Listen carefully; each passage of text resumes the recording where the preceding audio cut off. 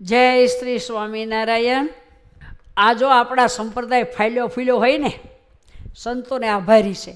મહારાજ આજ્ઞા કરે એટલે ગામડે ગામડે સંતો વિતરણ કરવા જતા, સત્સંગ કરાવતા.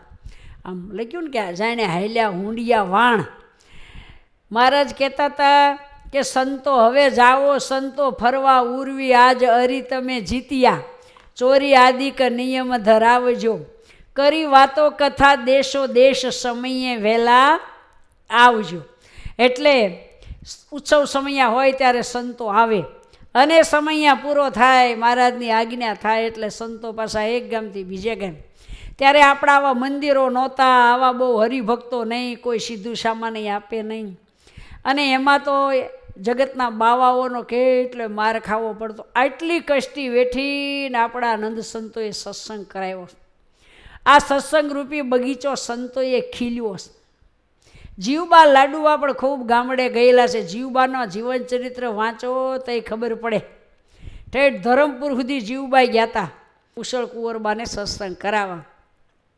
એમ આપણા સંતો ગામડે ગામડે ફરતા હતા. તો નરોનારાયણ સ્વામી એક વખત ગામડા ફરતા ફરતા પોતાના સંત મંડળની સાથે ઠેઠ બુરાનપુર ગયા. બુરાનપુર ક્યાં આવ્યું? કેટલું બધું દૂર, તેથી વાહન હતા નહીં. તો એ બુરાનપુરમાં 2 મહિના રહ્યા, બહુ સત્સંગ કરાયો મહારાજની આજ્ઞાથી. ત્યારે એક બિંદા શેઠ કરી અને વાણિયા હતા.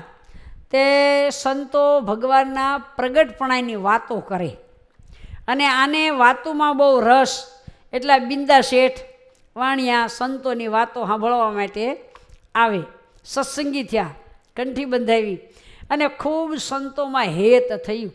ભગવાનના દર્શન કરેલા નહીં, પણ પ્રગટ ભગવાન તેથી ગઢપુરમાં હતા. સંતોએ ખૂબ મહિમા સમજાવ્યો. પછી સંતો જ્યારે બુરાનપુરથી ગઢડા આવતા ત્યારે શેઠ કે મારે ભગવાનના દર્શન કરવા આવવું છે.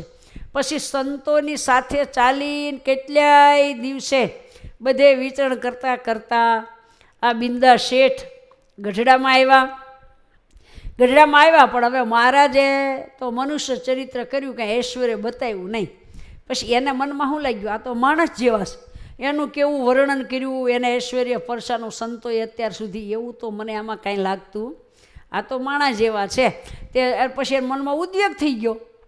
અરે રે, ઠેઠ આ 400 ગાઉથી હાલીને હું અહીંયા આવ્યો, પણ હવે આવો કાંઈ ભગવાન જેવું તો મને લાગતું નથી. આ તો મારો ધક્કો થયો શું, એમ મનમાં થવા માંડ્યું. એટલે પછી મહારાજ તો અંતર્યામી, મહારાજ આમ ચપટી વગાડી. ત્યાં તો બિંદા શેઠને થઈ ગઈ સમાધિ થઈ ગઈ. સમાધિમાં તો પોતે આ મહારાજની મૂર્તિ નારી આગળ હાલ્યા ને, તે બદ્રિકાશ્રમમાં ગયા. ત્યાં તો નરનારાયણ દેવે ઊભા થઈને ભગવાનનું સન્માન કર્યું, સિંહાસન ઉપર બેહાર્યા, આરતી કરી. મહારાજ કે બિંદા શેઠ, આ અમારું બદ્રિકાશ્રમ ધામ. પછી ત્યાંથી ગયા બીજા ધામમાં, વાસુદેવ ભગવાનનું ધામ, ત્યાં ગયા શ્વેતદીપમાં. જો આ અમારું શ્વેતદીપ ધામ બિંદા શેઠ.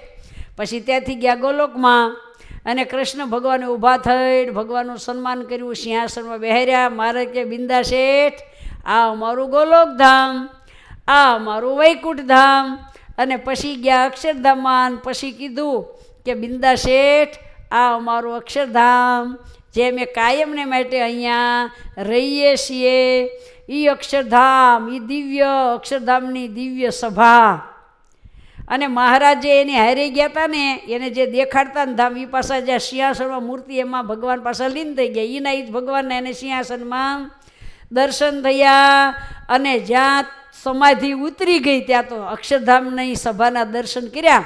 સમાધિમાંથી જાગ્યા ત્યાં તો ગઢડામાં હતા ને, એકદમ ઉઠીને મહારાજના ચરણમાં પડ્યા. ધન ભાઈ, ધન ઘડી મારી, પ્રભુ તમે જ હવે મને ફરીને વર્તમાન ધરાવો, મને તમારો પાક્કો નિશ્ચય થઈ ગયો છે. પછી મહારાજે એને વર્તમાન ફરીને ધરાવ્યા, અને શેઠનું તો કામ થઈ ગયું. કેવા દયાળુ ભગવાન છે. એ ભગવાનના ચરણમાં આપણે કોટી કોટી વંદન કરીએ કે હે મહારાજ, તમને સમજવામાં, તમારો પાક્કો નિશ્ચય કરવામાં અમારી કાંઈ પણ પ્રભુ ખામી હોય ને એ આ બિંદા શેઠની જેમ અમારી ખામી ટાળી અને હે પ્રભુ તમારા સ્વરૂપનો અમને નિશ્ચય કરાવજો એવી અમે તમારા ચરણમાં પ્રાર્થના કરીએ છીએ. જય સ્વામિનારાયણ.